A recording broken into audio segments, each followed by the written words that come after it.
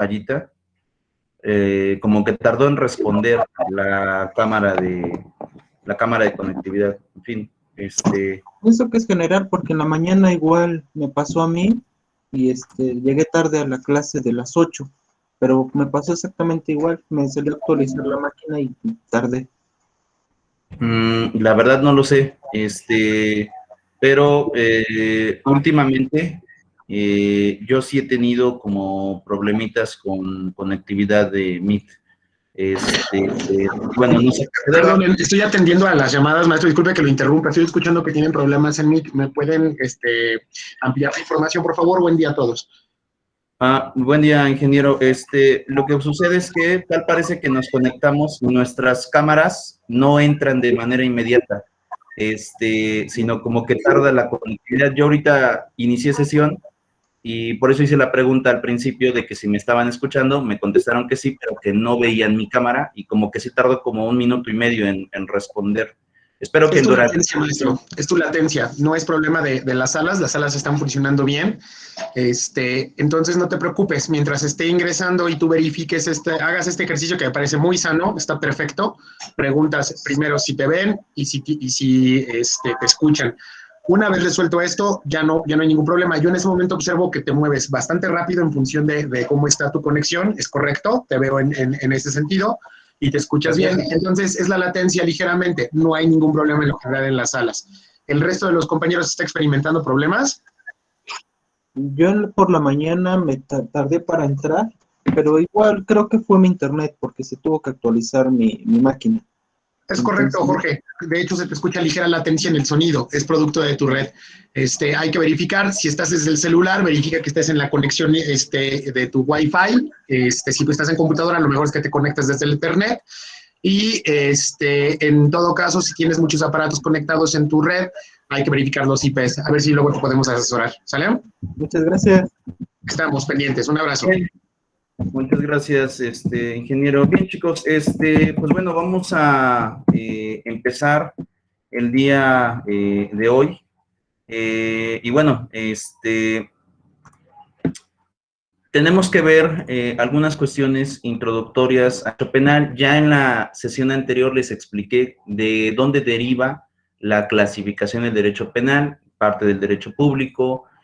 También les expliqué de alguna forma que existen delitos oficiosos, delitos de querella de parte. Los oficiosos, de acuerdo a la antigua clasificación en la antigua Roma, nos decían que eran de interés público porque afectan la colectividad y la paz social en general. Los delitos de querella no, eso simplemente afectan a aquel que sufre el detrimento de sus derechos por la violación cometida por la conducta penal. Entonces, todo eso lo explicamos la sesión pasada.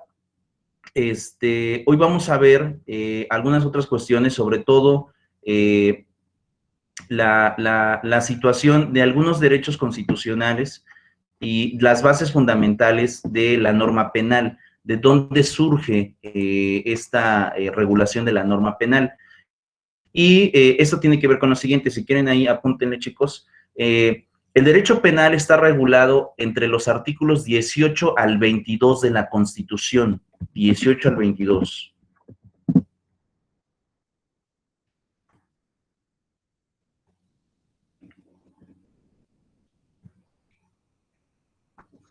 ¿Está regulado del 18 al 22? Al 22 de la Constitución. El derecho penal está regulado del artículo 18 al 22 de la Constitución. Profe. ¿Sí? Yo te...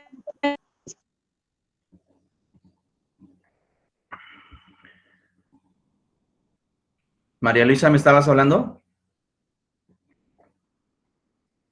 Salió, profe. Yo creo que su internet le falló y la sacó de la sala. A ver, vamos a esperar tantito, ¿de acuerdo? A que se conecte. Sí. ¿Dónde andan los otros dos compañeros? No se conectaron a la primera clase, nada más estuvimos María Luisa y yo. Ok. Sí. Es Daniel y Jessica, ¿no? Y Yasmín. Yasmín, ok. Sí.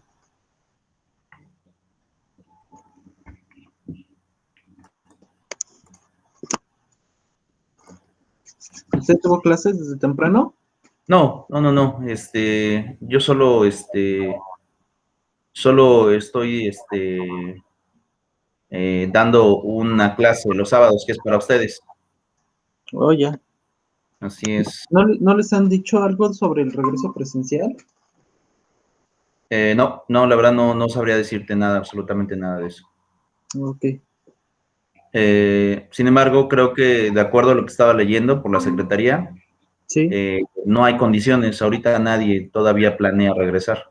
Incluso por ahí vi unos comunicados de algunas universidades de aquí de Puebla que también decían hasta julio se decidirá si se regresa o no. Ahorita todavía no. Ok. Bueno, Entonces, pero bueno, en fin. Listo. Bueno, entonces les decía, no te preocupes, Mara Lisa, voy a repetir lo que dije hace un momento. El derecho penal surge del artículo 18 al 22 de la Constitución. Y en esta estructura del derecho se estipulan, entre otras cosas, uno, los derechos de el imputado y de la víctima.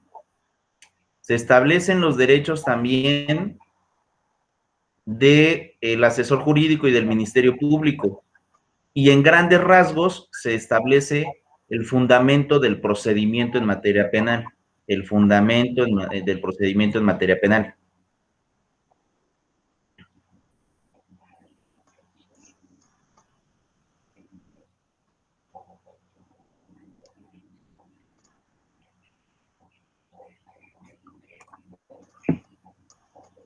¿me podría repetir el punto 2, por favor? Ok, se establece el fundamento del procedimiento en materia penal.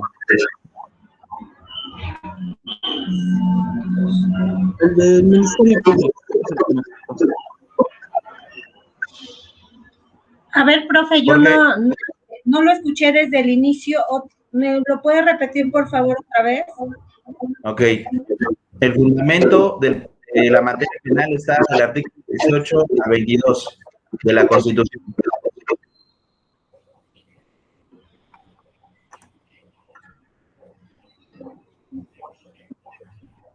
Pero María Luisa, cierra tu micrófono, por favor, porque nos escuchamos nosotros.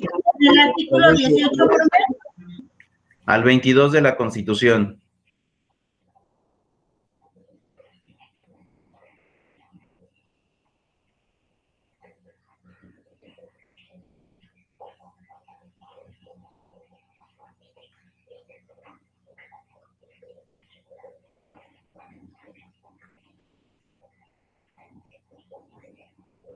¿Sí? Ok. Dentro de estos artículos se estipulan los derechos de la víctima y del imputado.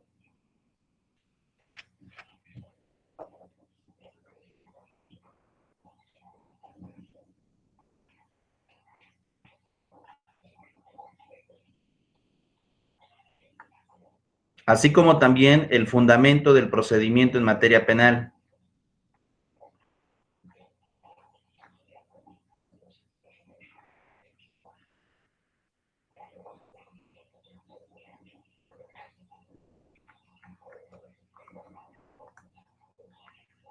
Así como también, ¿qué, profe?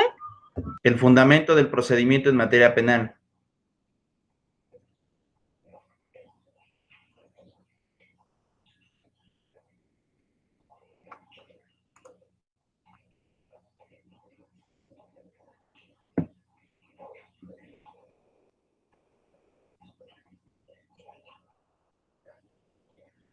Sí, profe. Ok, ahora, ¿qué es lo que sucede en base a la cuestión de algunos derechos? Ok, pónganle ahí. Lo primero que se debe de tomar en cuenta sobre un delito es que esté regulado en la ley. Vuelvo a repetir, lo primero que se debe de tomar en cuenta sobre una conducta delictuosa es que esté regulado en la ley como prohibido y sancionado.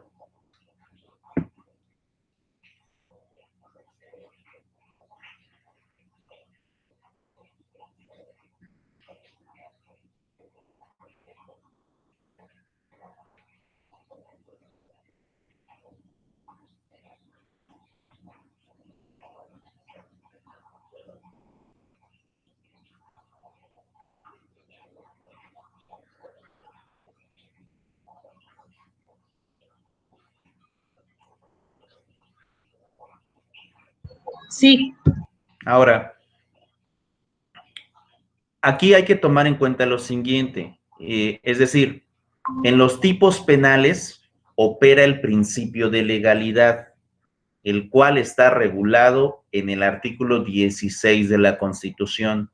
Vuelvo a repetir, en los tipos penales opera el principio de legalidad, el cual está regulado en el artículo 16 de la Constitución.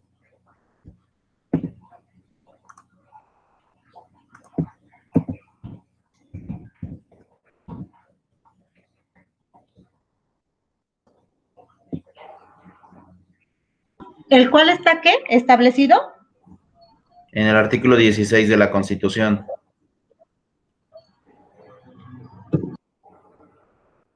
El artículo 16 es el que dice que no será molestado en su persona. Lo vamos a revisar ahorita, ¿de acuerdo? Porque eso es algo muy importante en esta estructura de la materia penal. Aquí tengo ya la Constitución. Nos vamos a ir al artículo 16, ¿de acuerdo? Para que ustedes lo puedan estar revisando. Esa es la parte fundamental de los tipos penales. Aquí no se trata de inventar delitos. Es que yo pienso que esto es delito, ¿no?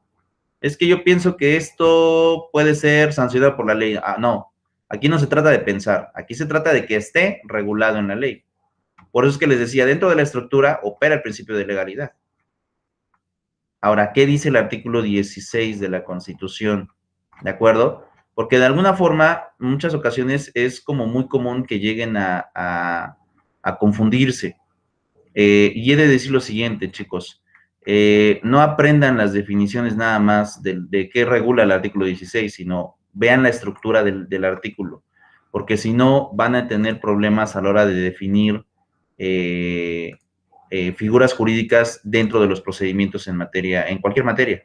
Entonces, por ahí puede generarte un problema fuerte. Ahora, vean lo que dice. Nadie puede ser molestado en su persona, familia, domicilio, papeles o posesiones, sino en virtud de mandamiento escrito de la autoridad competente, que funde y motive la causa legal del procedimiento. Aquí viene la parte importante para que opere el principio de legalidad. Funde y motive. Entonces, ¿qué es lo que sucede? Vamos a poner aquí lo siguiente. Estructura del tipo penal. Ponemos aquí en esta parte, ok. Primero, opera en cualquier delito el principio de legalidad. Punto. El cual está regulado en el artículo 16 de la Constitución.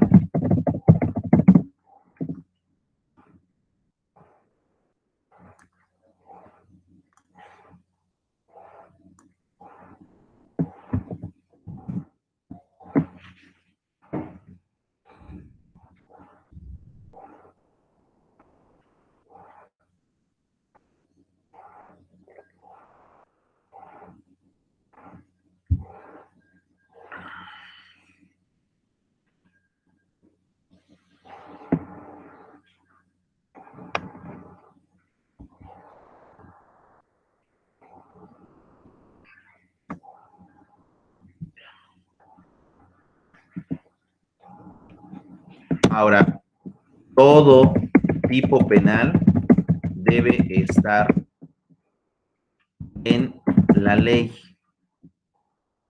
Eso es lo primero que debemos de tomar en cuenta. Todo tipo penal debe estar en la ley.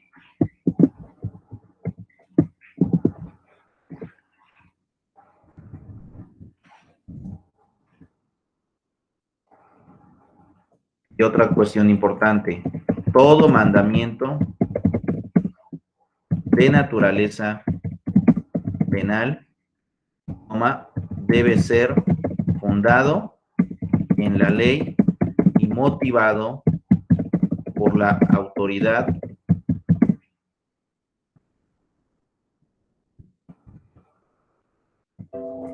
que lo ordena. Ahora, aquí es muy probable que a lo mejor lleguen a tener confusiones, ¿no? Fundado en la ley yo creo que no hay ningún problema, pero a lo mejor la palabra motivado no te es como tan familiar, ¿de acuerdo? Y lo voy a definir aquí. ¿A qué se refiere la palabra motivado? Que se explique cuáles son las razones que dieron lugar a que una autoridad emita un ordenamiento. Ahora, ¿qué puede ser un ordenamiento? ¿De acuerdo? Y aquí pueden ser varios. Por ejemplo, vamos a poner aquí ejemplo, una orden de aprehensión.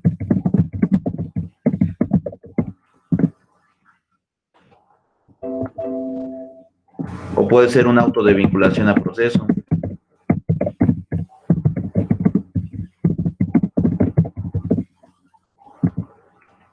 Puede ser incluso legal, ¿no? Determinar como legal la detención.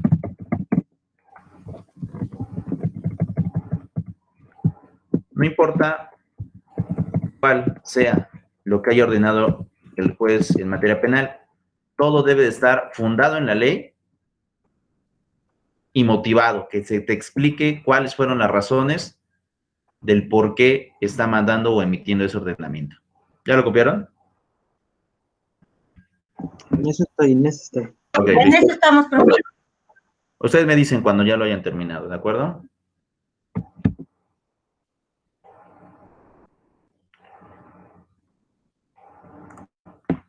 Déjenme ver. Ah, sí, sí se está grabando la clase. Pensé que no.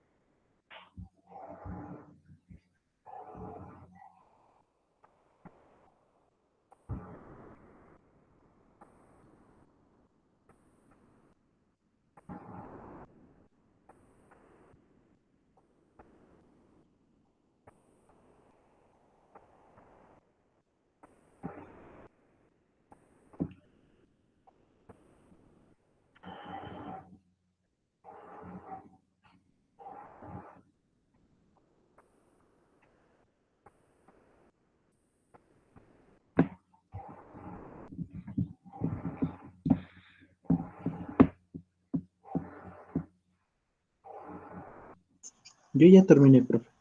Ok. Entonces, en eso Bien. tenemos que fijarnos básicamente en la cuestión del delito. Primero, que esté en la ley, ¿de acuerdo? Porque, y dos, aparte de que esté en la ley, que en este caso el todo tipo penal debe estar en la ley, aquí habría que recordar que hay dos tipos de leyes, ¿de acuerdo? Aquí hay dos tipos de leyes. Vamos a poner aquí. Voy a hacer aquí dos. Ay, me equivoqué. Hay dos tipos de leyes, en eso no se van a perder. Lo que llamamos el derecho sustantivo de la materia penal, derecho sustantivo, y por otro lado, el derecho adjetivo. ¿De acuerdo? ¿Cuál es el derecho sustantivo? Tenemos como ejemplo, tenemos al Código Penal. ¿Y cuál es el derecho adjetivo? El ejemplo es el Código Nacional de Procedimientos Penales.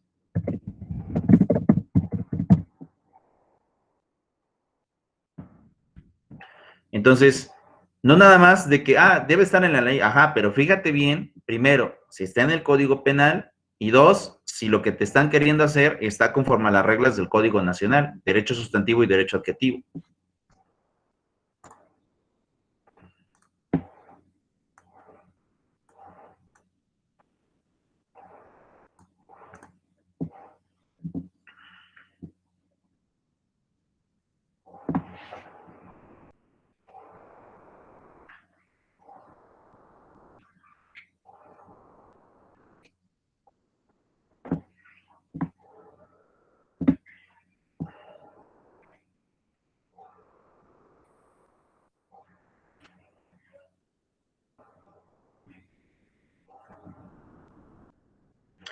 Y si existe un mandamiento sobre un tipo penal, este debe ser fundado, que esté en la ley, ¿no? Otra vez volvemos a regresar a lo mismo, que esté fundado en la ley, o sea, que esté aquí y que esté aquí.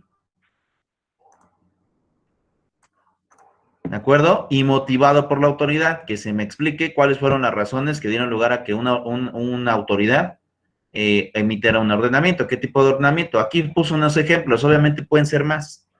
¿De acuerdo? Puede ser una orden de pensión, autovinculación, un determinado legal de adhesión, pueden ser varios, ¿de acuerdo? Pero al final de cuentas se me tiene que explicar el por qué.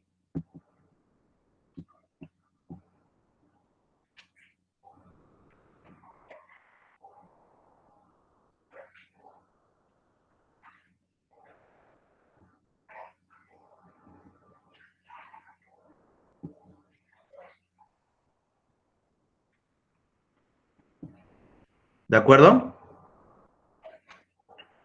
Sí, profe. Entonces, sobre ese sentido, hay que tener siempre mucho énfasis.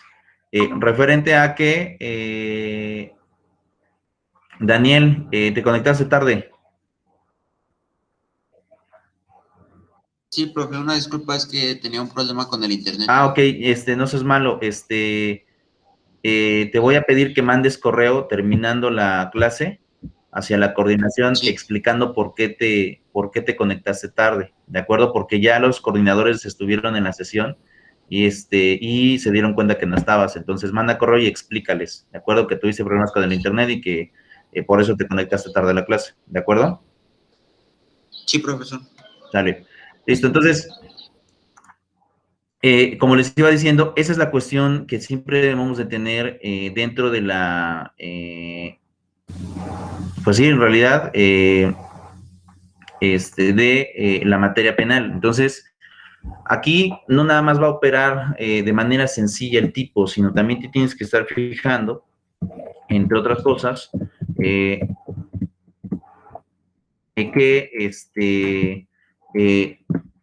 debes de poner mucha atención en las particularidades sobre cómo se emite un acto y sobre el delito que se está cometiendo.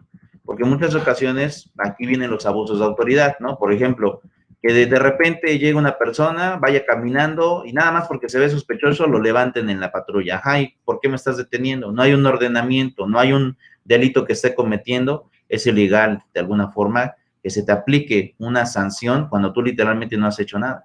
O bien, a lo mejor estás realizando algo, pero no está prohibido en el Código Penal. Recuerda lo siguiente, nosotros los ciudadanos podemos poder llevar a cabo las conductas que el código no me, pues sí, literalmente no me prohíba. A lo mejor no me las permite, pero tampoco me las prohíbe, para mí están permitidas. Entonces, ahí la autoridad no puede generar su propia su propia determinación de qué para ellos es delito. Eso no puede pasar, porque de alguna forma debe estar ya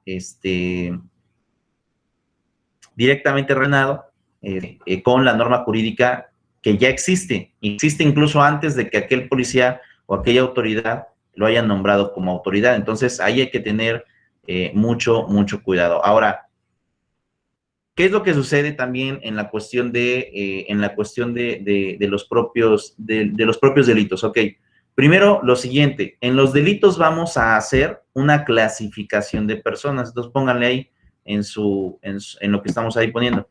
Clasificación de personas. La primera, o mejor dicho, vamos a tener una clasificación de personas. Y pónganle, dentro del tipo penal existen los sujetos del delito. Dentro del tipo penal existen los sujetos del delito.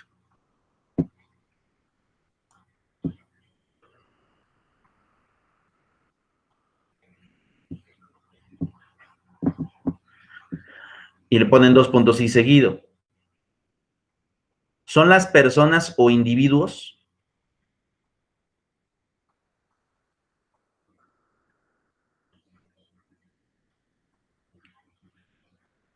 involucrados en el cometimiento del delito. Involucrados en el cometimiento del delito.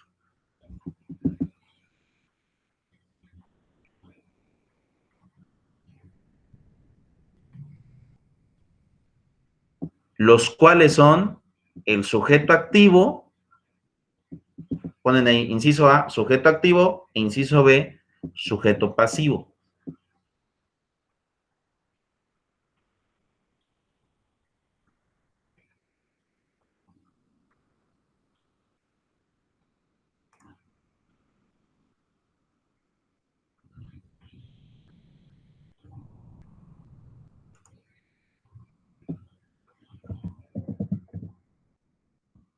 El sujeto activo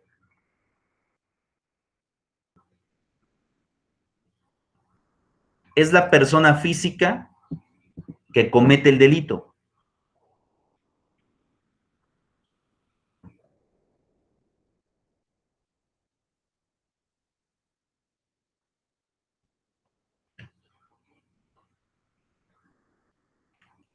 Y el sujeto pasivo es aquel que sufre el delito.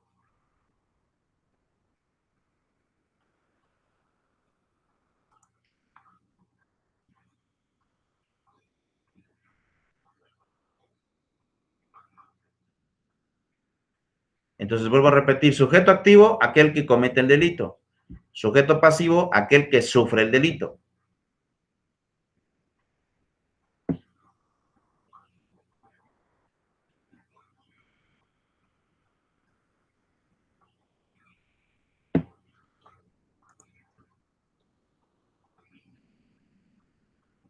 ¿Dudas, preguntas hasta aquí? No, profe, No. todo bien. Ok, rápido vemos un video y regreso.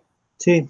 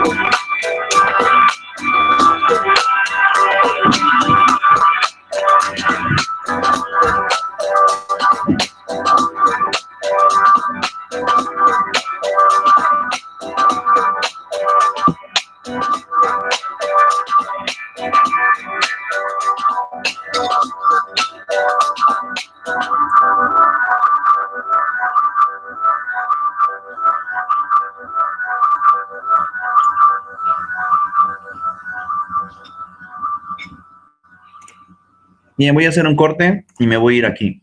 ¿Puedo borrar esto, chicos? Sí, profe. Sí, profe. Vamos a poner nuevo. No guardar. Ahora, ¿qué pasa con el tema de los sujetos? Sujetos en la materia penal. ¿De acuerdo? Tenemos los siguientes. Vamos a poner aquí sujeto activo, sujeto pasivo. ¿Ok? Ahora vamos a poner aquí uno y uno. Ahora, básicamente el sujeto activo lo vamos a poner aquí.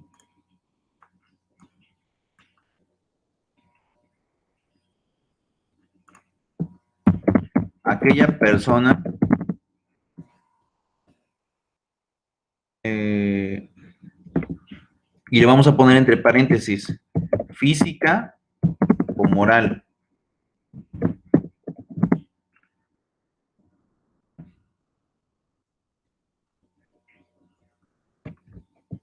¿Por qué? Porque los delitos pueden ser cometidos por personas comunes y como, bueno, mejor dicho, como nosotros, o bien por aquellas personas que no existen físicamente, pero sí de manera legal, como una sociedad mercantil, como una sociedad civil, ¿de acuerdo? Ese ente jurídico, que son las personas morales, también pueden cometer delitos, ¿de acuerdo? Incluso ahorita si quieren les pongo un ejemplo. Pero bueno, aquella persona física o moral que comete el delito. Mientras que el sujeto pasivo, de igual forma, el sujeto pasivo es aquella persona, de igual forma, física o moral, que sufre el delito. Entonces, esto es importante porque no solamente vamos a hablar de que las personas van a sufrir los delitos, también pueden ser las empresas, que en realidad una empresa es una sociedad mercantil. Incluso, ¿ya vieron ustedes Mercantil 2 o Mercantil 1? Donde les explican las sociedades mercantiles. No, profe, ninguna de esas hemos tenido. Todavía no, profe. Bueno, cuando ustedes vean su materia de Mercantil 2, les van a enseñar a las sociedades mercantiles o bien mercantil, y se van a dar cuenta que existen agrupaciones de personas con fines lucrativos, es decir, ganar dinero. Esas son personas morales. O bien, por ejemplo, una sociedad civil, aquella que se crea para brindar un servicio, pero que no tiene fines lucrativos. Por ejemplo, una escuela. Una escuela no tiene fines lucrativos, pero es una persona moral, ¿de acuerdo? Entonces, ¿qué sucede? Ellos también pueden sufrir algún tipo de delito. Entonces, eso es importante, no nada más es hablar de personas en general, no, también pueden ser físicas o morales. Tanto puede ser el sujeto activo como el sujeto pasivo.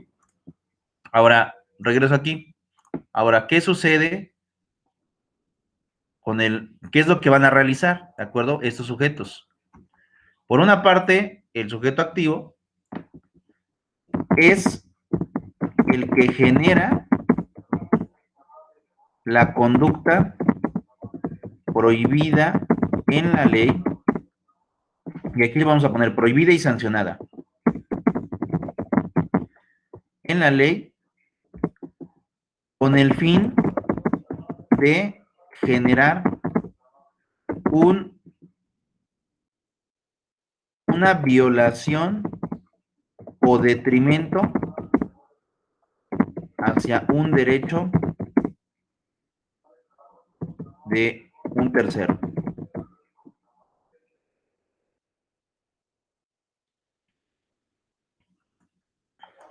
Es el que genera la conducta prohibida y sancionada en la ley con el fin de generar una violación o detrimento hacia un derecho de un tercero. Ahora, aquí algo muy importante. Derecho, cuando hablamos acerca de un derecho, chicos, yo les preguntaré, ¿cuántos derechos tenemos? ¿O cuántas clasificaciones de derechos tenemos? Tenemos los derechos constitucionales, tenemos los derechos reales, tenemos los derechos personales, tenemos los derechos, sustantivos, o sea, hay un cúmulo de derechos que de alguna forma se pueden violar, y que van a generar, por obviedad, un detrimento hacia la figura jurídica de aquel que esté generando esta situación. Ahora, de esto de los derechos, en realidad ustedes ya lo vieron, me imagino que ya vieron la parte de derecho romano, o sea, ya les dieron derecho romano, y por otro lado también ya les explicaron en su materia de derecho civil algunos derechos personales, reales y demás. ¿Sí se acuerdan de eso? De romano, sí. También de romano. Ok. Sí les explicaron esa diferencia entre derechos personales y derechos reales.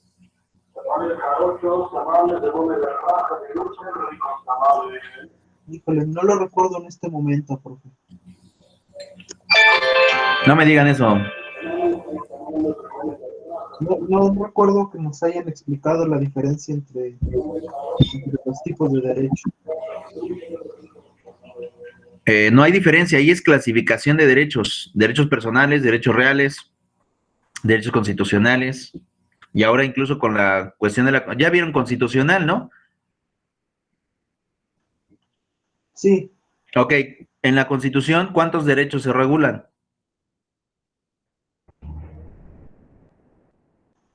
no vimos eso. De hecho, en nuestra clase de Derecho Constitucional vimos más la trascendencia histórica de la Constitución.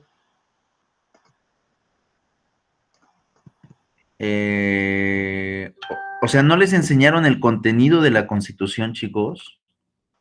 No, vimos el antecedente histórico de la misma. ¿Pero qué tuvieron? ¿Constitucional 1 o Constitucional 2? 1. Ah, ok, en el 2 les van a explicar el tema de los derechos, ok. Bueno, entonces, como les iba diciendo, va sobre esa base, ¿no? O sea, la base fundamental en este sentido es referente a esto, es decir, que te pueden violar un derecho. ¿Cuántos derechos pueden existir? En realidad pueden existir muchos. Puedo tener derechos personales o derechos reales. Los reales son aquellos que tienen que ver con el tema de la propiedad, aquellos que tienen que ver con temas de servidumbre. Los personales son básicamente aquellos que tienen que ver directamente con la persona, ¿de acuerdo? La vida, la salud, ¿me explico?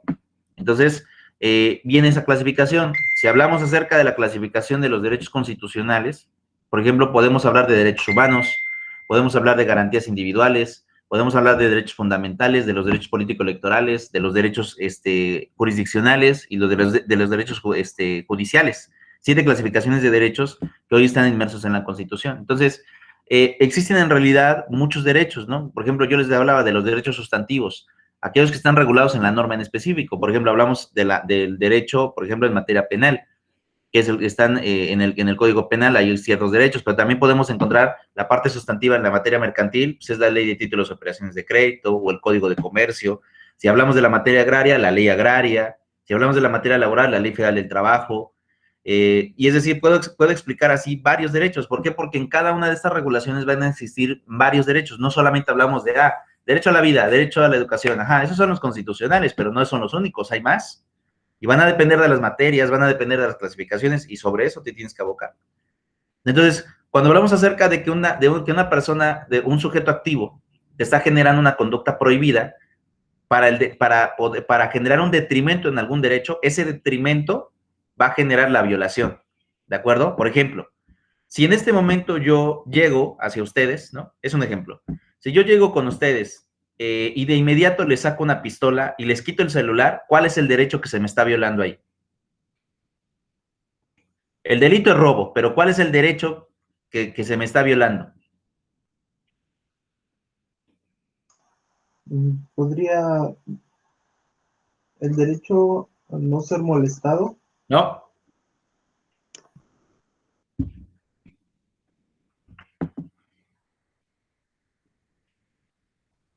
El derecho de transitar la vía pública. No.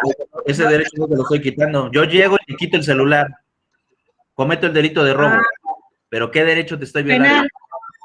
No. El de seguridad. Ese puede ser. El derecho de seguridad, el Estado no me brinda seguridad, pero no es directamente lo que te estoy violando. Ese es como secular, pero no el principal.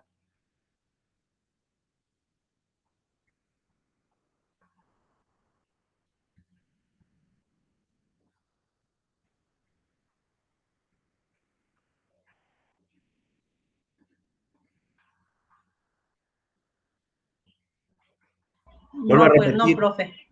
Vuelvo a repetir, llego y te quito el celular. ¿Qué derecho te estoy violentando? El delito que cometí es el delito de robo, pero ¿sobre qué derecho te estoy violentando a ti? Es más, les voy a dar hasta una ayudadita. Ese derecho está regulado en el artículo 27 de la Constitución. ¿Humano? No. ¿No? Ya les estoy dando el fundamento. Está en el 27 de la Constitución.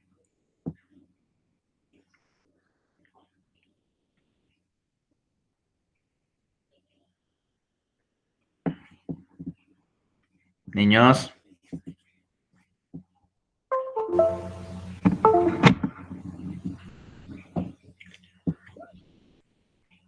¿De la propiedad? Muy bien, muy bien. Exacto. Por ejemplo, si yo llego en este momento y te quito el celular, cometí el delito de robo. Pero ¿qué derecho es el que te estoy violando? El de la propiedad. ¿Por qué ese celular a quién le pertenece? A ti. ¿Por qué te pertenece? Porque tú juntaste una cantidad de dinero y lo adquiriste. Mientras que yo no tengo ningún tipo de, pues sí, en realidad yo no tengo ningún tipo de relación contigo y dos, tampoco tengo derecho sobre tus cosas. Por lo tanto, si yo llego y te lo quito, estoy violando tu derecho de propiedad. ¿Qué tipo de delito cometí? El delito de robo. Entonces, a eso va la explicación de aquí.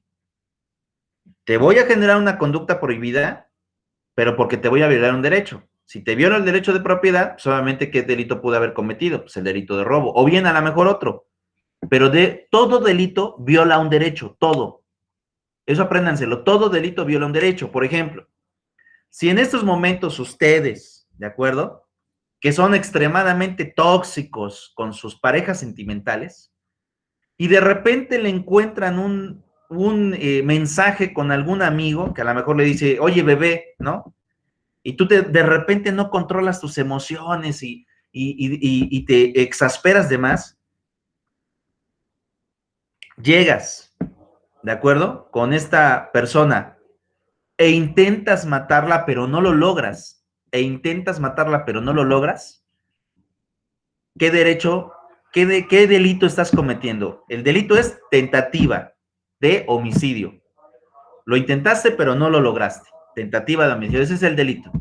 Pero ¿cuál es el derecho que le estás violando por haber llevado a cabo esa conducta? El derecho de la vida. Muy bien, Daniel, muy bien. El derecho de la vida. Porque yo, no importa que a lo mejor le haya encontrado el triste, ¿cómo se llama? El triste mensaje de alguna forma de que se lleva con su amigo como bebé, ¿no? O cariño, ¿de acuerdo? Aún y a pesar de que haya hecho eso, a mí no me da la facultad de poder atentar en contra de su vida. Por lo tanto, ¿qué sucede? Si yo llego y de repente intento asesinarla porque no controlo mis emociones, cometí un delito. ¿Cuál es el delito? Tentativa de homicidio. No es homicidio porque no la maté, pero lo intenté, tentativa. ¿De acuerdo? Ok, pero ¿qué derecho le estoy violando a la víctima? Pues le estoy violando el derecho a la vida. Entonces, a eso va la definición. El que genera la conducta prohibida, sancionada en la ley, a fin de generar una violación o detrimento hacia un derecho de un tercero. El derecho que en este momento estoy diciendo con la chica, pues es el derecho a la vida. Yo cometo un tipo penal, pero le estoy violando un derecho. Si voy y le robo su celular, cometo el delito de robo, pero les estoy violando el derecho a la propiedad. ¿Sí me expliqué? Sí. ¿Perdón? Sí, profe. Es que escucho un doble fondo, una segunda voz. No sé si me habló aparte alguien más de Daniel.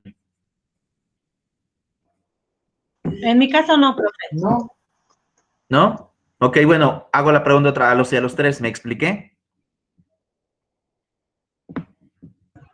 Sí, profe. Sí. Ok, entonces, a esa situación iba explicándome. Lo que tenemos que estar en este momento, pues sí, literalmente revisando, es eso. Es que tengamos siempre en cuenta lo siguiente: alguien que comete un delito le viola un derecho a un tercero. Siempre, siempre va a pasar eso. Por eso lo expliqué así. ¿De acuerdo? Siempre que cometa un delito, le vas a violar por consecuencia un derecho hacia un tercero. O incluso pongamos otro ejemplo, ¿no? O pongamos otro ejemplo. Si en este momento, ¿de acuerdo? Si en este momento,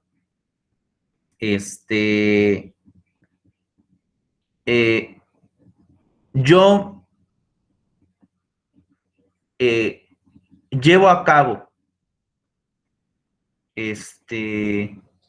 bueno, iba a ser sobre la vida también, sobre el derecho a la vida. Pongo otro ejemplo para que se entienda un poco mejor.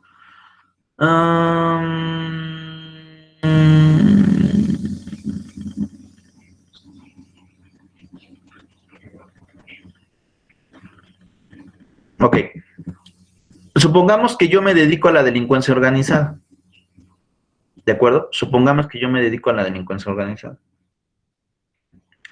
Y de repente se me ocurre ir a una escuela con una metralleta y tirar balazos hacia los menores que van saliendo de la escuela, pero de alguna forma no le alcancé a dar a ningún niño,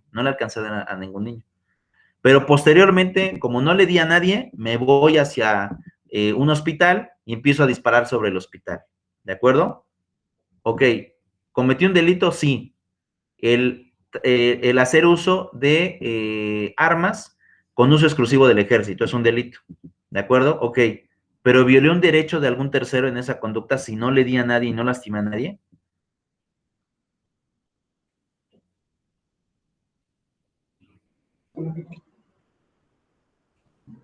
Pues solo a la propiedad, ¿no? Ok.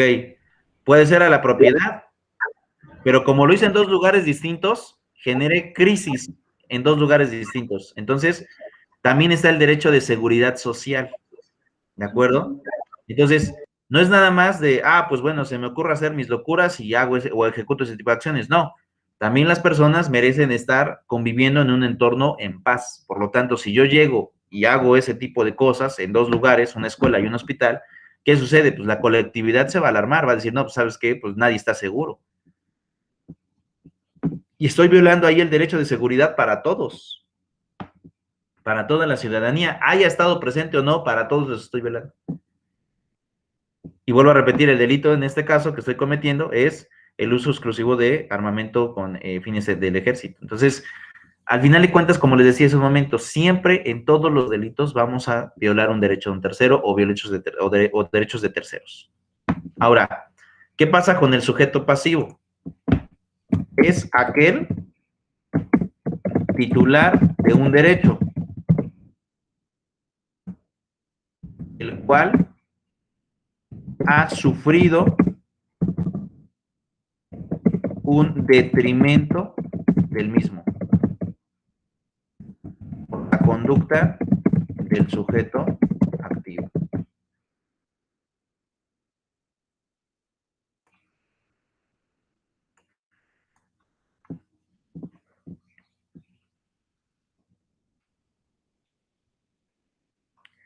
Un detrimento.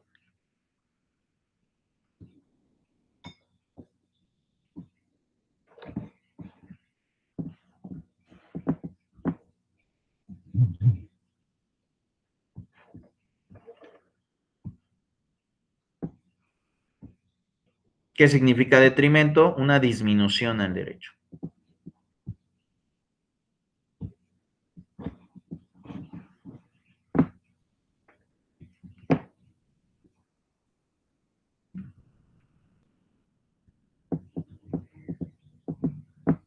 ¿Ya lo copiaron? Sí. En eso estoy, profe. Ya, profe. Ok. Entonces, el sujeto pasivo es aquel que sufre el detrimento. aquel que se le ve violado el derecho. ¿De acuerdo? Ahora, para poder verlo dentro del procedimiento, en el procedimiento, ¿cómo le vamos a llamar a estos dos? Dentro del procedimiento, el sujeto activo va a ser el imputado o el probable responsable. Este va a ser dentro del procedimiento, el imputado probable responsable, el sujeto activo. Mientras que en el caso del sujeto pasivo, él dentro del juicio va a ser la víctima u ofendido.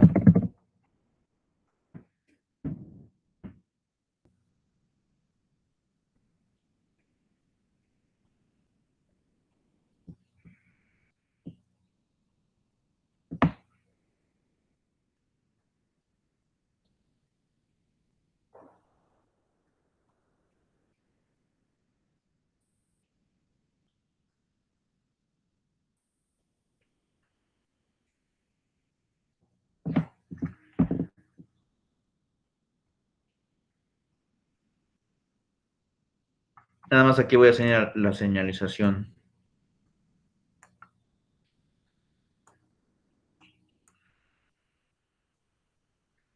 Que así se les va a llamar dentro del juicio.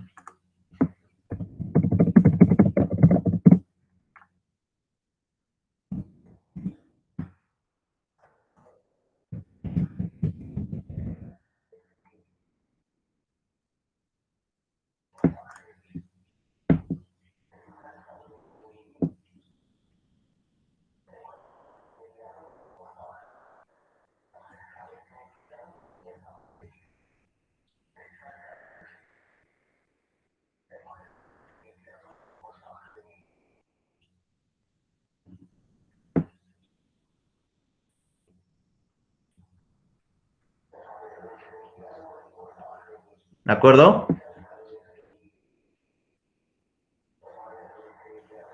Sí. Entonces, eso es lo que tenemos que tomar en cuenta siempre en el momento que estemos ejecutando como tal la comprensión de un delito en general, porque esa es básicamente la relación que se va a estar dando. Entonces, entre sujeto activo o sujeto pasivo, imputado o probable responsable y la víctima o el ofendido. ¿De acuerdo? Ahora, después de esto, tenemos que analizar lo que hoy conocemos como la acción del delito. Les pongo una definición ahí, ¿de acuerdo? La acción del delito.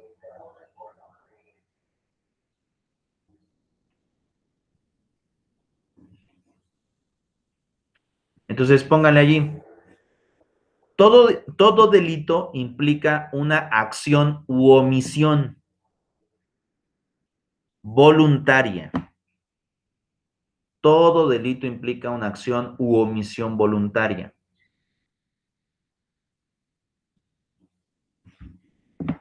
Llevada a cabo por un individuo.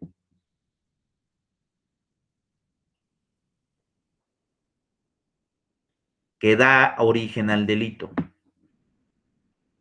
Profe, me atrasé un poquito. ¿Una acción o una omisión?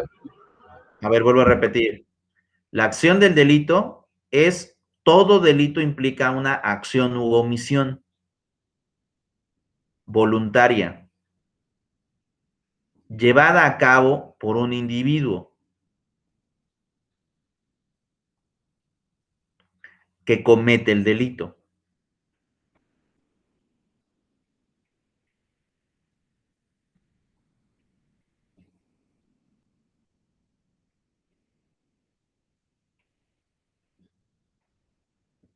Sí. Dichas acciones deben ser intencionales. Dichas acciones tienen que ser intencionales, coma. Voluntarias y conscientes.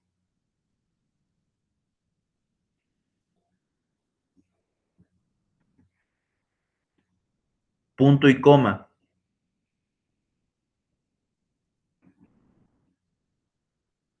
De modo que una persona sonámbula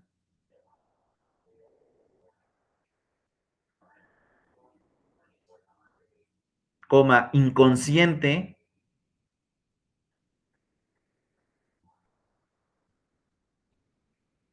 no son culpables de las acciones u omisiones cometidas. No son culpables de las acciones u omisiones cometidas.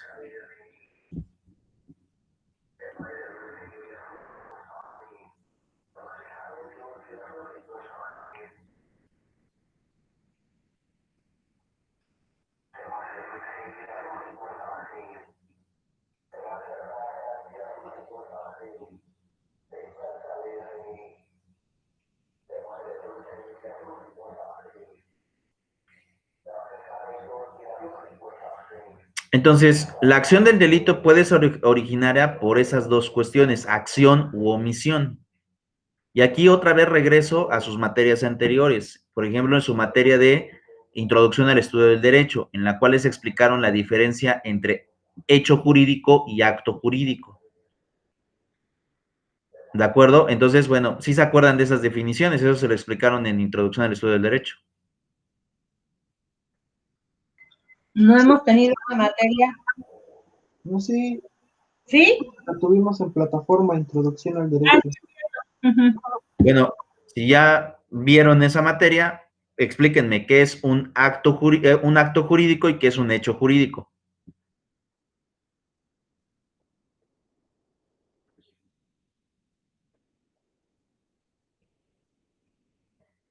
Chicos,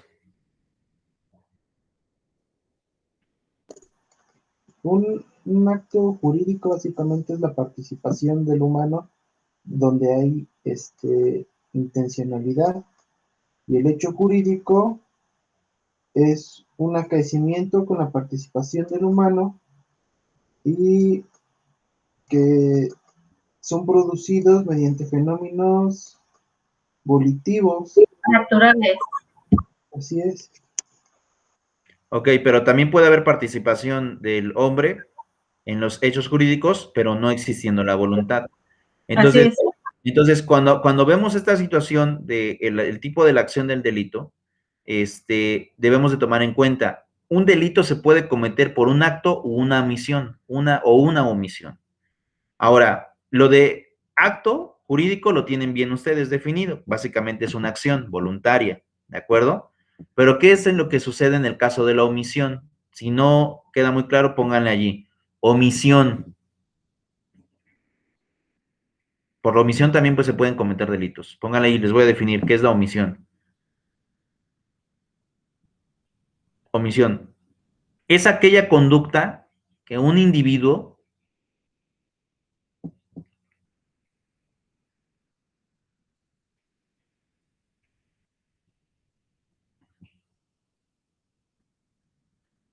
es aquella conducta que un individuo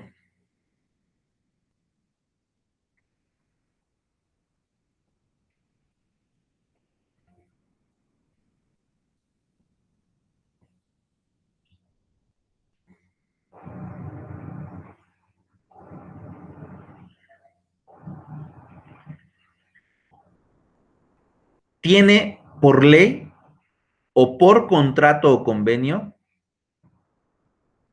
tiene por ley o por contrato o convenio,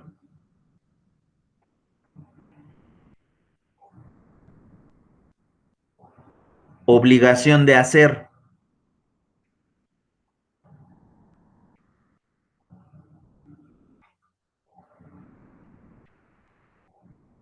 punto y coma.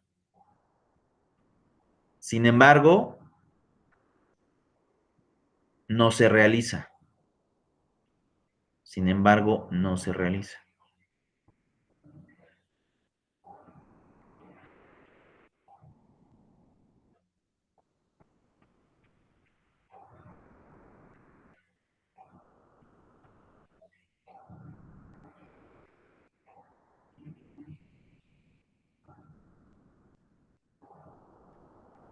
Luego entonces, eso es la omisión.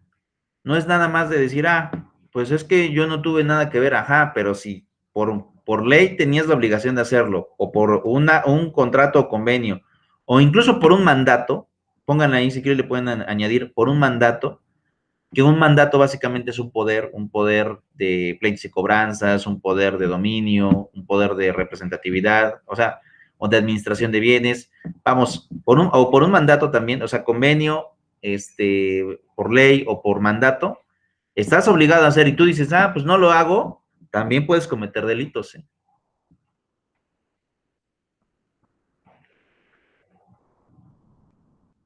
También puedes cometer delitos. Entonces, a eso se refiere con la cuestión de la omisión. Cuando la ley te obliga, cuando un convenio te obliga, cuando un contrato te obliga o cuando un mandato te obliga, y tú a pesar de tener esa obligación, no lo haces. Ahí vienen los delitos de omisión.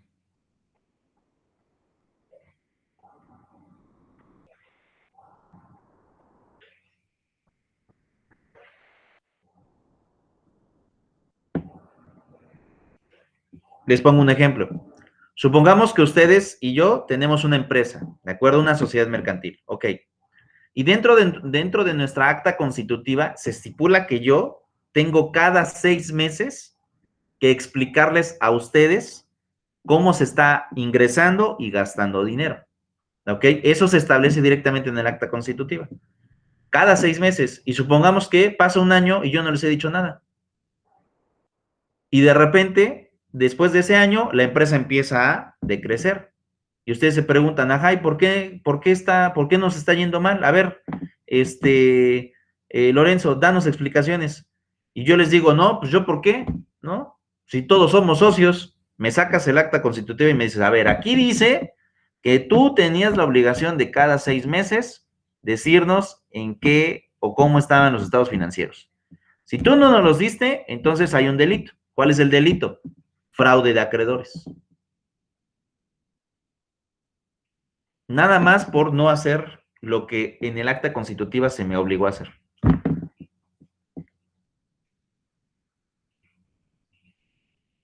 Y el delito lo estoy cometiendo yo. Por no hacer. ¿Sí se explica, chicos? Sí.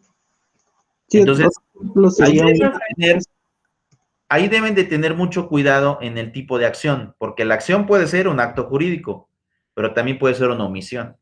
Cuando sean delitos por omisión, fíjate cuál es, en este caso, la ley que obligaba a esa persona a realizar una conducta, o el contrato, convenio o mandato que obligaban a hacer una cosa en específico a esa persona y esa persona no lo hizo. Delito de omisión.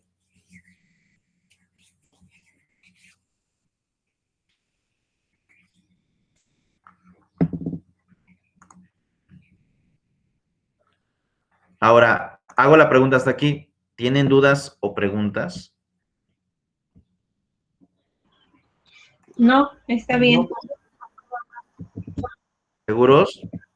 De veras, de veras. Tampoco soy muy explicativo. No, pero conforme lo explica, como da el ejemplo, se entiende muy bien. No hay dudas o la verdad es muy claro. Ajá. ¿Por qué dijiste que no? Sí, la verdad para mí sí está bien explicado. Bien. Entonces, ahí debemos de tener siempre mucho cuidado, chicos. Ok, cometimos el delito, ajá, pero ¿cómo lo cometió? ¿Por acción o por omisión? ¿De acuerdo? Y sobre eso también nos daremos cuenta cómo se va a llevar a cabo la conducta. Entonces, en eso hay que tener mucho, mucho cuidado. ¿Cómo es que podemos tener esta configuración de delitos? ¿De acuerdo? Porque no solamente es que yo hago, yo voy y te quito el celular, o yo voy y atento contra tu vida, solamente yo voy a ser delincuente. No, a veces también como diríamos, por voltearnos y no querer hacer algo en específico, también puede ser delito. Porque hay un ordenamiento que me obliga a hacer una conducta, y si yo no la quiero hacer, o me quiero hacer guaje, como diríamos de manera coloquial, ¿no? Puedo cometer un delito. Entonces, ahí es donde hay que tener mucho cuidado. Ahora, después de esto, después de explicar los sujetos, después de explicar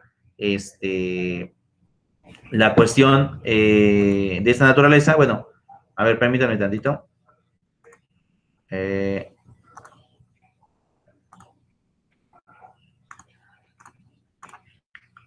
¿Puedo borrar este mapa que tengo aquí? Sí, profe. ¿Ya lo copiaron? Sí, ya lo copié. Sí, ya lo copiaron. Por ejemplo, esos son los sujetos del tipo penal. Pero ¿cuáles son los sujetos dentro de juicio? ¿De acuerdo? Dentro de juicio pueden existir varios sujetos. Por ejemplo, en el caso de, por ejemplo, vamos a tener uno, ¿de acuerdo? Uno punto y guión. El sujeto, en el sujeto dentro del juicio van a ser igual, básicamente, el imputado o probable responsable.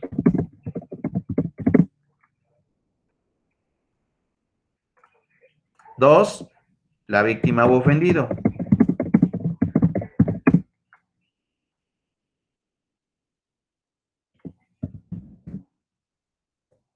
¿De acuerdo? ¿Y qué sucede?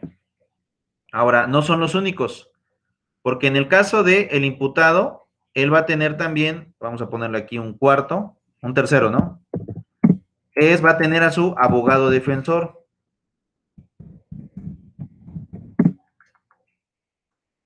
Mientras que en el caso de la víctima o ofendido, va a tener, vamos a poner 3, al Ministerio Público, no, es 4, ¿no? Al Ministerio Público y al asesor jurídico, que es básicamente el abogado de la víctima o ofendido, que ahí se van a complementar el Ministerio Público y el asesor. Ellos se complementan para generar la acusación en contra del imputado o del probable responsable. Entonces, digamos que entre estos se van a estar peleando.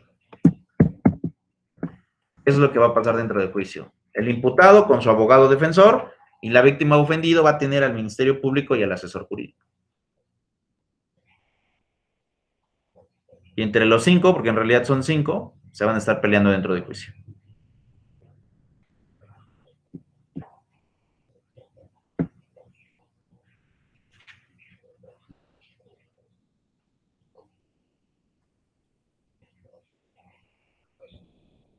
Ahora, lo mismo que les había explicado en el mapa anterior, ¿de acuerdo? El imputado es el sujeto activo y la víctima ofendido es el sujeto pasivo.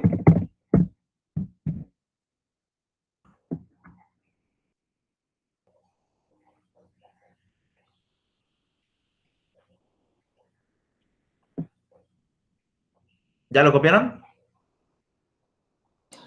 En eso estoy, profe. Yo ya lo terminé.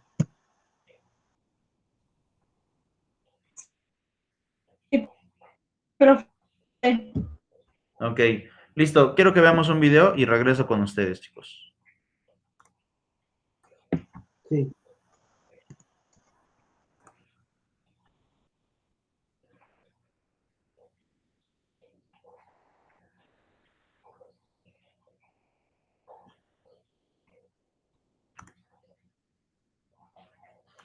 Así Permítanme.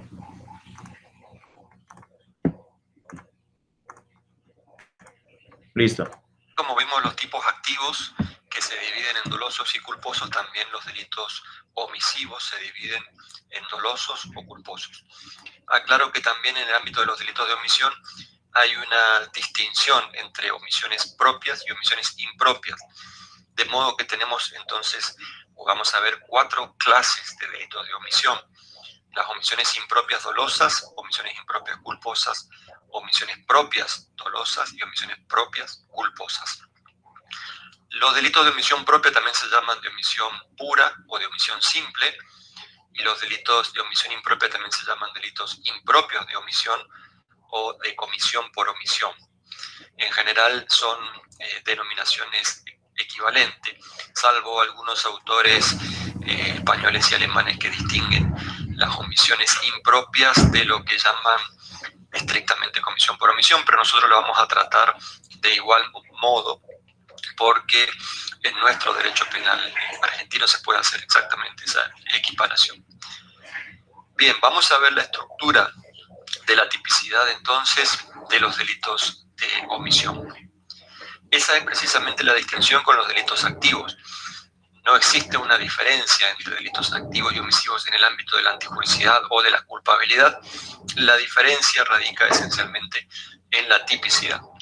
Generalmente el delito activo tiene una estructura de acción, resultado, relación de causalidad y de imputación objetiva. En cambio, el delito de omisión tiene una estructura totalmente diferente, que vamos a verla, ya que las omisiones no causan un resultado, entonces a partir de ahí hay que hacer una construcción normativa totalmente distinta.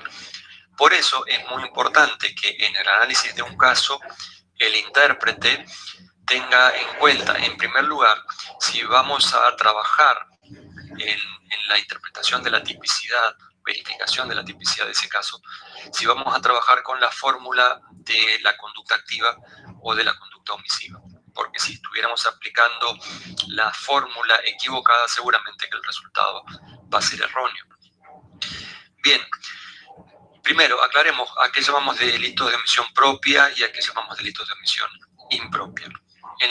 Hay distintos criterios para distinguir, aclaro, pero digamos que el criterio correcto de distinción tendría que ser: en las omisiones propias basta con la no realización de una acción mandada ante la situación de peligro para un bien jurídico.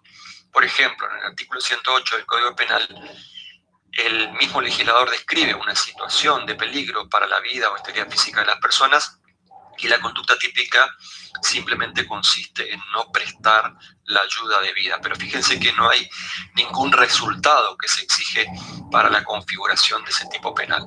Basta con que la persona haya encontrado en situación de peligro a otro, siempre y cuando sea de esos menores de 10 años o las personas que se describen textualmente en el artículo 108, pero no hay ningún resultado exigido concretamente. En cambio, en los delitos de omisión impropia se exige la producción de un resultado y además se exige la vinculación entre la omisión, es decir, no realizar la acción debida, y la producción del resultado.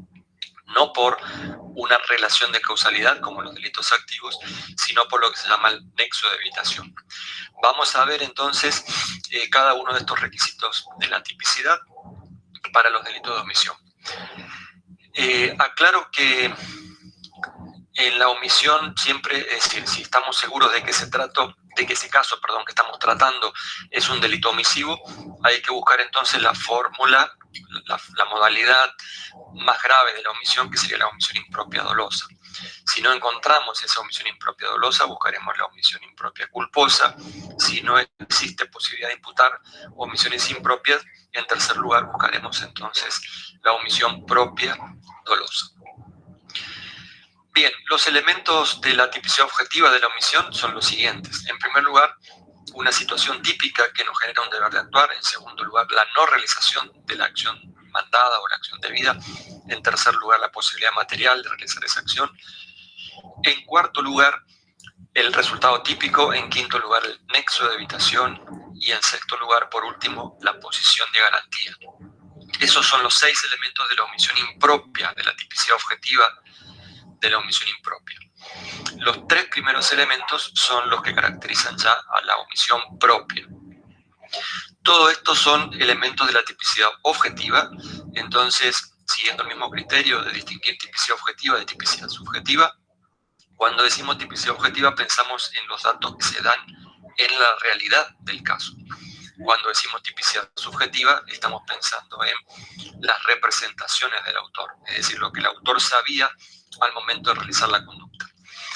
Bien, vamos a ver qué significa cada uno de estos elementos. En primer lugar, la situación típica significa una situación de peligro para un determinado bien jurídico, por ejemplo, la vida, la integridad física de las personas. Alguien se está ahogando, un niño se está muriendo, un enfermo se está muriendo. Entonces, a partir de ahí surge la obligación de prestarle algún tipo de ayuda para salvar esa vida o para salvar esa salud. Entonces, esa situación típica es el primer elemento de cualquier delito de omisión. En las omisiones propias o impropias que están escritas en el texto de la ley, este primer elemento surge contextualizado, lo cual significa está escrito en el mismo texto legal. Por ejemplo, en el artículo 108, por ejemplo, en el artículo 106, es decir, en el delito de omisión de auxilio o en el delito de abandono de personas en el Código Penal argentino. En estos dos casos, fíjense que surge contextualizado, es decir, en el mismo texto legal nos dice cuál es la situación típica. Algo diferente ocurre en los delitos de omisión impropia no escritos. Por ejemplo, el homicidio por omisión impropia, que surge del artículo 79 del Código Penal, dice simplemente el que matare a otro, pero no surge de ahí contextualizada una situación típica para los delitos omisivos. Sin embargo, el intérprete en estos casos es el que tiene que entender de qué se trataría la situación típica. Por ejemplo, si el bebé se está muriendo de hambre y la madre no lo ha alimentado durante horas, entonces esa es la situación típica. Hay un niño cuya vida está en peligro. Si una persona se está ahogando en el río, esa sería la situación típica si el guardavidas se está mirando y no hace nada para salvarlo.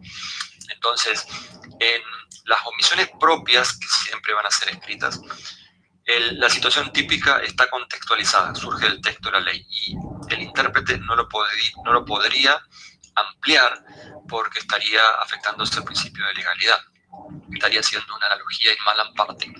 En cambio, en los delitos impropios, cuando no están escritos en el texto de la ley, lo que tiene que hacer el intérprete es desentrañar o tratar de entender en esa situación cuál es la situación típica. Bien, el segundo elemento es la no realización de la acción mandada, lo cual significa el bien jurídico está en peligro, ahora el sujeto tiene que realizar una conducta específica, una conducta determinada para salvar ese bien jurídico.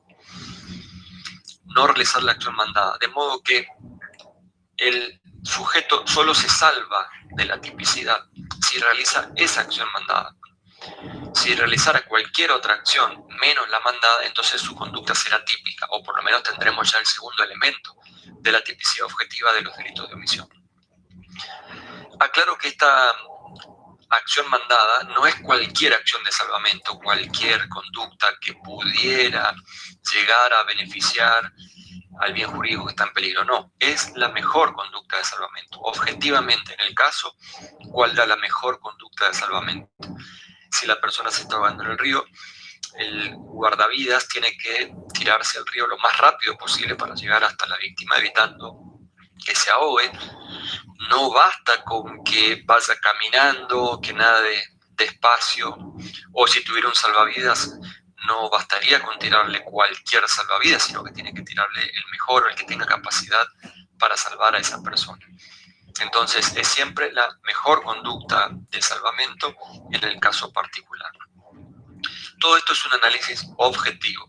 Claro que estamos viendo la tipicidad objetiva, después veremos la tipicidad subjetiva. ¿Qué quiero decir con esto? Que si hubiera un error sobre cuál era la mejor conducta de salvamento, o sobre si existía o no existía la situación de peligro, todo eso se analiza en el tipo subjetivo. Eso va a influir después en el dolo. Por ahora estamos analizando objetivamente estos elementos, es decir, lo que realmente ocurre en el caso. Bien, el tercer elemento es la posibilidad material de realizar la acción. Solo se puede sancionar penalmente a alguien que no realizó la conducta debida con un bien jurídico en peligro, cuando además tenía la posibilidad material de realizar ese salvamento. Si la persona no tiene conocimientos médicos, no puede salvar al que se está muriendo. Si no tiene, aunque sea médico y tiene los conocimientos, pero si no tiene los remedios, insumos necesarios para realizar ese salvamento, tampoco se le podría imputar nada. Si alguien se está ahogando y yo no sé nadar y no tengo un salvavidas para tirarle, no tengo un bote, un barco para ir a rescatarlo, tampoco se me podría imputar nada. De modo que no importa lo que yo haga en ese caso, no importa incluso si me alegro de la situación del otro, porque objetivamente no tenía nada que hacer yo en esa situación. Entonces, debe verificarse la posibilidad material de realizar la acción de salvamento. Hay un problema especial en estos casos de la posibilidad material cuando existen dos bienes jurídicos en peligro o más y el autor solo podría salvar a uno de ellos. por carencia de materiales o por carencia de tiempo, incluso para salvar. Ejemplo, el bombero que cuando se incendia un edificio tiene que salvar al departamento A y también al departamento B, pero solo tiene tiempo para salvar a uno de ellos. ¿Qué pasa si empieza salvando al sujeto que vive en el departamento A y se le muere B? Porque cuando quiere ir a rescatar a B ya el tiempo no es suficiente. Bien, en algún momento se dijo, ahí no hay una posibilidad material de realizar la acción. Ojo, lógicamente sí habría una posibilidad de realizar la acción. Si hubiera empezado el salvamento por B, hubiera salvado a B, y lo que le están imputando en este momento es la muerte de B. Claro que en ese caso hipotético se le hubiera muerto A, porque el tiempo no era suficiente para salvar a los dos. Pero lo que quiero decir es que lógicamente en ese supuesto sí existe la posibilidad, o sí existía la posibilidad material de salvar a B. Ese caso debe resolverse en el ámbito de la antijuricidad, pensando que se trata de un estado de necesidad justificante, pero lo que quiero aclarar por el momento es que posibilidad material de realizar la acción en ese caso sí hubiera tenido. Bien, si comprobamos esos tres elementos, hasta ahí ya tenemos la tipicidad objetiva completa de la omisión propia. Pero tenemos que seguir buscando los otros tres elementos que caracterizan a la omisión impropia. Entonces, además de estos tres que mencionamos, tenemos que verificar la existencia de un resultado típico, ese es el cuarto elemento. Resultado típico significa que vamos a tener que vincular ya esta omisión con alguna figura que está prevista en el Código Penal o en leyes penales especiales. Por ejemplo, la muerte de alguien, la lesión de alguien. Fíjense que todos son resultados típicos. El resultado de muerte es el resultado del homicidio en sus distintas modalidades, doloso, culposo. La lesión de una persona o la afectación a su salud es un resultado del delito de lesión, que también tiene distintas modalidades, pero son resultados típicos. Entonces, necesitamos un resultado típico, muerto, lesionado, daño a la propiedad, en fin, cualquiera de las figuras penales con las cuales vamos a vincular la omisión de nuestro sujeto activo. Una vez que comprobamos la existencia de ese resultado, por ejemplo, la muerte de la persona que se está ahogando, entonces vamos a tener que verificar el quinto elemento, que es lo que se llama el nexo de evitación. ¿Qué significa ese nexo de evitación? Así como en el delito activo buscábamos relación de causalidad, acá vamos a buscar este nexo de evitación. Significa el nexo que debe existir entre el segundo y el cuarto elemento de las omisiones, es decir, tenemos que vincular la no realización de la acción debida con el resultado típico. Y tenemos que pensar hipotéticamente qué hubiera pasado si este sujeto realizaba la acción debida. Si el resultado no se hubiera producido, entonces quiere decir que hay un vínculo entre el segundo y el cuarto elemento, es decir, hay un nexo de evitación. O dicho de otro modo, desde el punto de vista normativo, entonces tiene sentido imputarle el resultado a su omisión.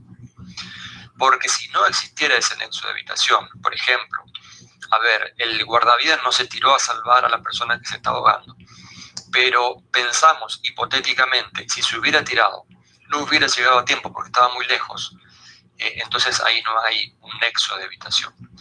El enfermo que se murió y le imputamos al médico que no le dio tal medicamento, pero hipotéticamente comprobamos que si le hubiera dado el medicamento igualmente no se hubiera salvado, o esa persona no lo hubiera resistido porque es alérgico, por ejemplo, a ese medicamento, entonces ahí tampoco hay nexo de evitación. En estos dos últimos ejemplos no tendría sentido imputar la omisión al guardavidas o al médico, y si no tiene sentido, no tiene razón de ser, entonces no se puede imputar ese resultado. Entonces, eso es el nexo de evitación. Es una operación hipotética inversa, exactamente inversa a la que hicimos en los delitos activos cuando analizamos la relación de causalidad. Ahora lo que tenemos que imaginarnos hipotéticamente es qué hubiera pasado si se realizaba la acción que no se realizó. Si se hubiera realizado, el resultado se hubiera evitado o no. De eso se trata el nexo de evitación. Aclaro que también aquí hay en la doctrina penal una discusión muy importante con respecto a el grado con que debe exigirse ese nexo de evitación. Para resumirlo, hay por lo menos tres posiciones, quienes dicen, por un lugar, basta con que hipotéticamente en algo hubiera aumentado las chances de salvamento la acción que no se realizó.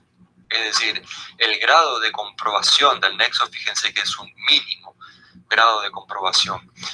Entonces, algunos autores dicen, bueno, basta con suponer que de haber realizado esa acción en algo las chances de salvamento se aumentaban. Por ejemplo, en el caso particular, no sabemos exactamente qué hubiera pasado si el salvavidas se tiraba, pero supongamos que se tiraba y, bueno, alguna chance de salvamento para el otro hubiera significado. En ese caso ya con eso es suficiente para que se pueda imputar el resultado.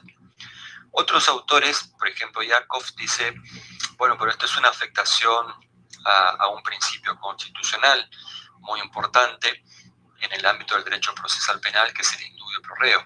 Entonces, si existe alguna duda con respecto al nexo de evitación, no se debería imputar el resultado a la omisión del autor. Entonces, Yakov dice, la única forma de salvar este indubio pro reo es exigiendo certeza absoluta en el nexo de evitación.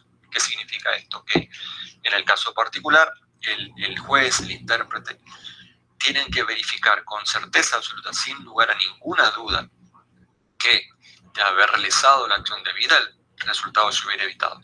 Si no existe esa certeza absoluta en el nexo de evitación, entonces no se puede imputar el resultado. Ojo, que si no se puede imputar el resultado, no podemos imputar ninguna de las modalidades de omisión impropia. Solo nos quedaría la posibilidad de imputar una omisión propia si además existe dolo verificado después. Bien, y una tercera posición sobre esto, el nexo de evitación, que dice, miren, es imposible, como pretende Yakov, afirmar con certeza absoluta el nexo de evitación. ¿Por qué? Porque los cursos hipotéticos no ocurridos no se pueden afirmar con certeza absoluta. Es decir, nadie puede decir con certeza absoluta que si se tiraba el guardavidas lo hubiera salvado. ¿Por qué? Porque siempre hay un margen de duda en los cursos causales hipotéticos no ocurridos en la realidad. Uno no. Ahí voy a pasar una pequeña pausa y me voy a ir al mapa, chicos, para generar la explicación de manera un poco más amplia. Y aquí quiero que me pongan mucha atención porque es muy probable que de alguna forma exista algún tipo de,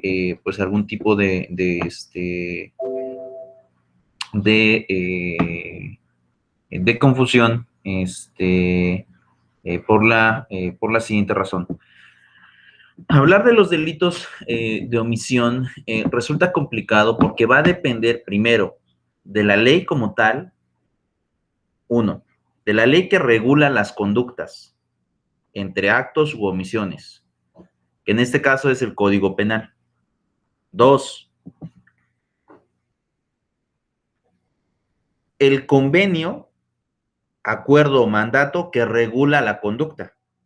Entonces, ese va a ser otro elemento que va a estar figurando en el tema de los delitos por omisión.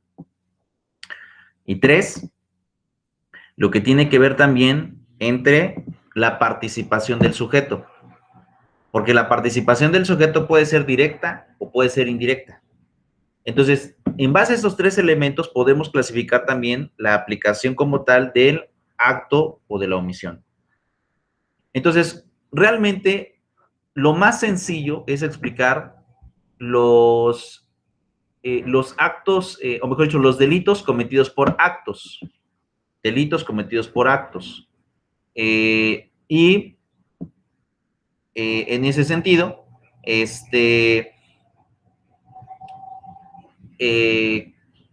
dichos delitos cometidos por actos, resulta todavía como más complejo el ver el de los temas omisivos. Por actos no hay ningún problema porque hay una participación directa en el tema de los actos, pero en donde sí a lo mejor puede existir algún tipo de confusión es directamente en la cuestión de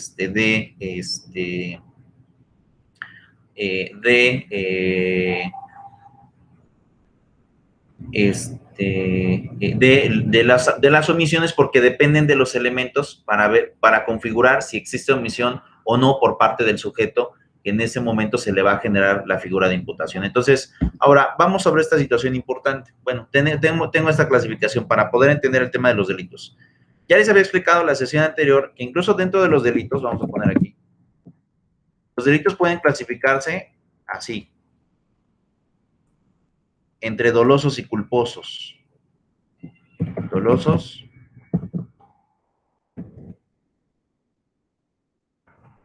y culposos.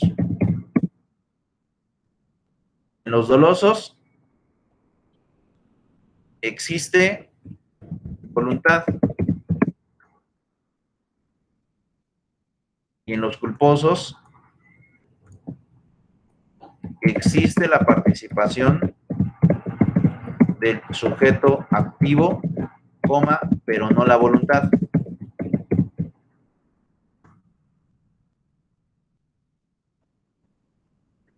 Existe la participación, pero no la voluntad.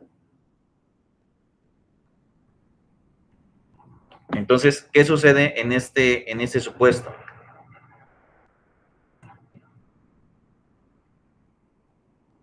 Vamos a poner, si existe la voluntad, pues entre paréntesis sería lo que nosotros o ustedes conocen como hecho jurídico.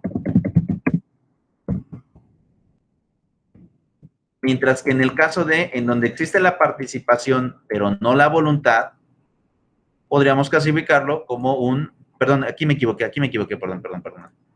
Lo podemos clasificar como un acto jurídico, ese sería un acto jurídico, mientras que en el caso en donde existe la participación, en el caso de los delitos culposos, podrían ser hechos jurídicos.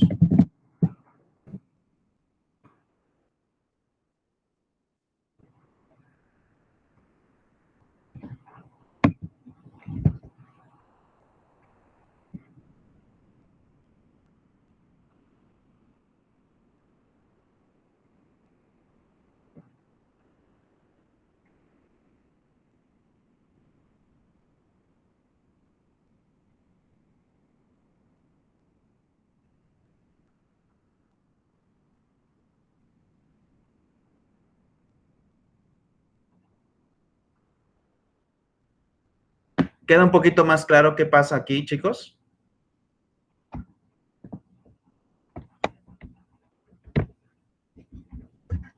Sí, profe.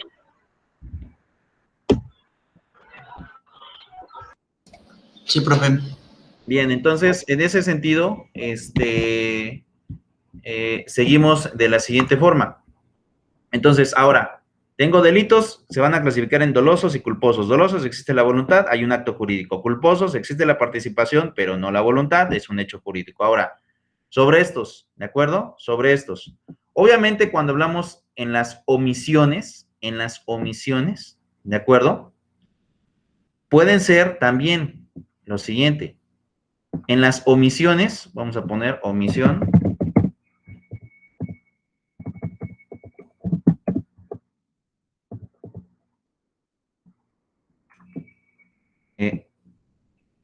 Y tengo ahí duda. ¿Alguien podría checar si omisión va con S? Tengo ahí duda. Va con acento, pero no recuerdo si es con S. Sí, es con ese. Sí es con S, ¿verdad? Va con acento. No, sí.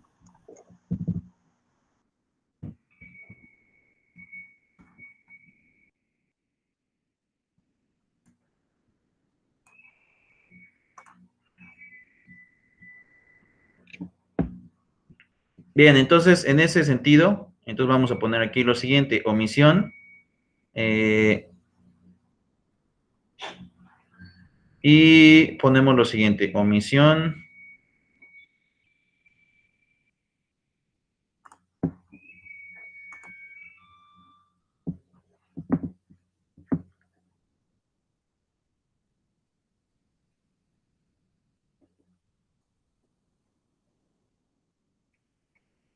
Y ponemos lo siguiente. En el caso de la omisión,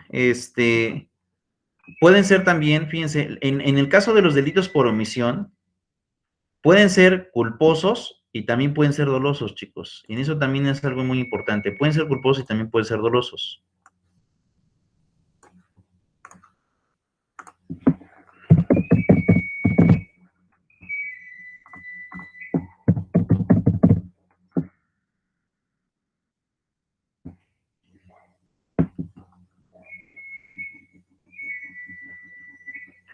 Entonces, en ese sentido, tenemos lo siguiente. Pueden ser culposos y pueden ser dolosos. Ahora, ¿cómo puedo saber si una omisión es culposa? Porque también tiene que ver aquí tiene que ver, vamos a ponerlo aquí, esto tiene que ver en los delitos culposos.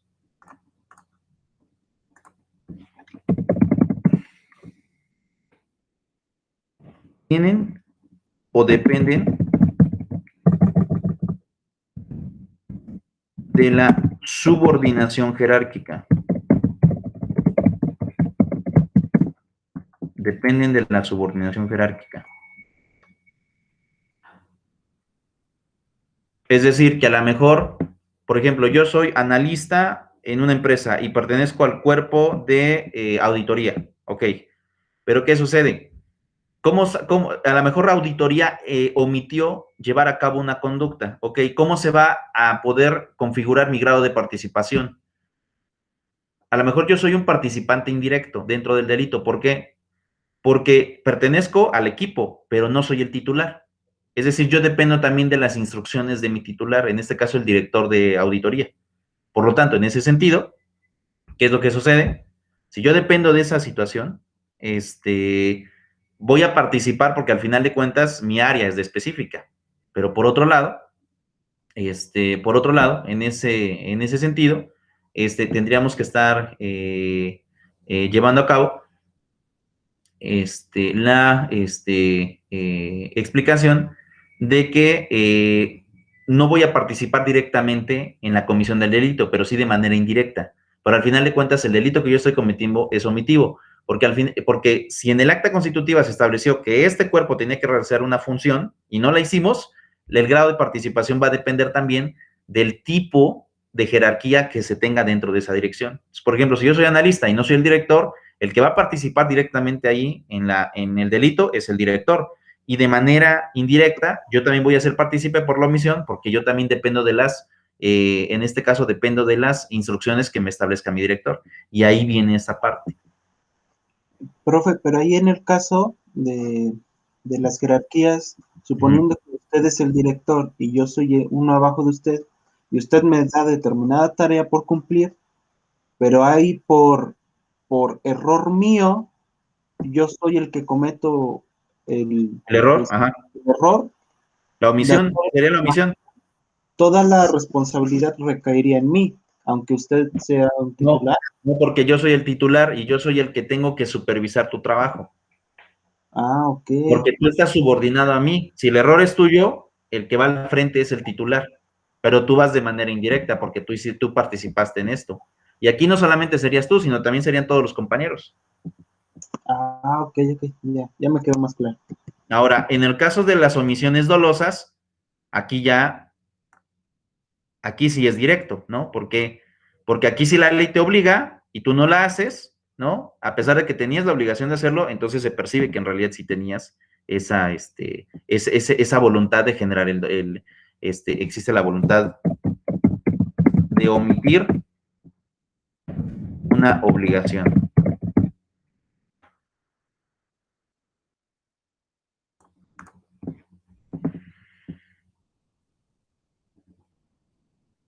Voluntad de omitir una obligación.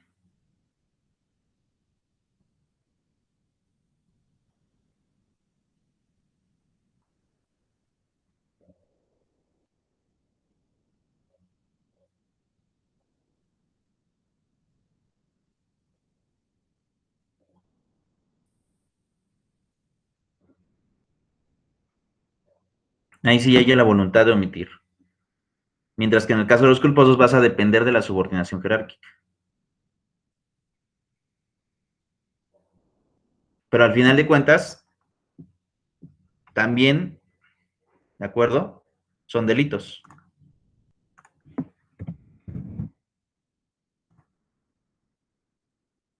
Siguen siendo delitos.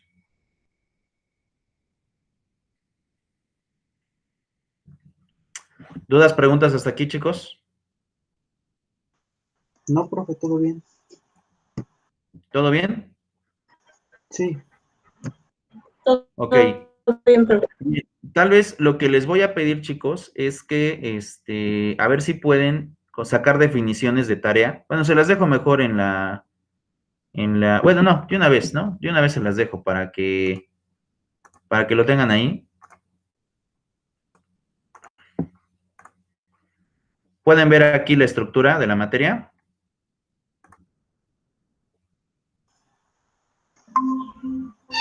Sí. Yo estoy cargando, Ok. profe. ¿Perdón? Listo. Sí. Bien. Entonces les dejo la tarea, ¿de acuerdo? Vamos a poner aquí, vamos a crear una tarea para la próxima sesión, que es marzo, ¿no? Uy, no veo. Es el 6 de marzo. Y sería a las 12. Y ponemos aquí tarea. Y vamos a poner un resumen, ¿de acuerdo? El resumen tiene que ver sobre este documento que tengo aquí, que habla acerca de la estructura de los tipos penales, ¿de acuerdo? Pero, no, mentira, este no es. El que quiero es el de elementos del delito.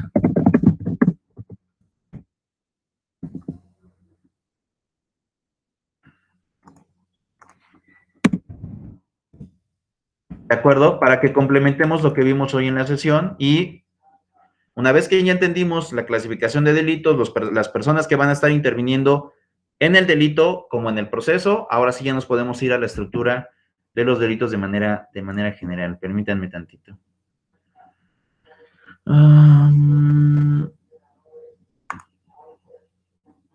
Aquí está. El tema de los elementos que hablamos otra vez, vamos a reforzar el tema de la tipicidad, antijuricidad y toda esta situación.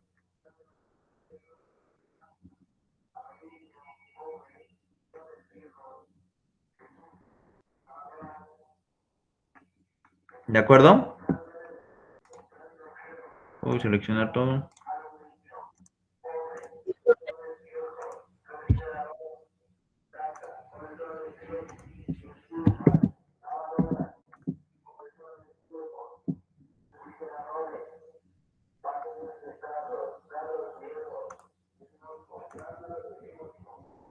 Le damos a asignar, ¿de acuerdo?